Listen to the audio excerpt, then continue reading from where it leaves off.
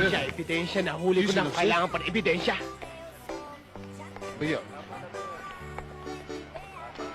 Ihanda mo mabuti ang kaso, attorney. Hindi ako papayag na hindi siya mabigyan ng leksyon. Ang abusadong pulis, na katulad niya, dapat inaalis sa serbisyo. Tingnan mo gawa sa akin. Inabala na ako, iniskandalo pa. Yung pala siya, wala ebidensya. Dapat sa kanya, sa traffic, o barangay tanod, o may trade na lang. Attorney, ano nga ho ba yung kinakaso niyo sa akin sa kanya? Illegal arrest ho? Oo, bakit? O ano? Sige, nagtad niyo yan sa kaso ko.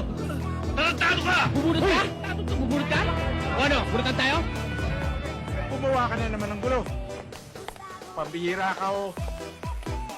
Hindi ka ba nahihiya nun? Pulis ka nga naturingan, ikaw pa ang gumawa ng gulo sa courthouse. Eh, sir, pasensya na kayo. Minura ako na yung chick, eh. At pinatulan mo naman. Pambihira ka. Kaya ka tinatawag na war freak dahil sa ugali mong yan. Matignan ka lang na masama, nananapo ka. Masagi ka lang ng kote, nagwawala ka na. Madanggil ka lang, gusto mo nang pumatay, ano ka? Abay, mas marami pa yung kaso mo kaysa ron sa hinuhuli ng mga kasama mo eh.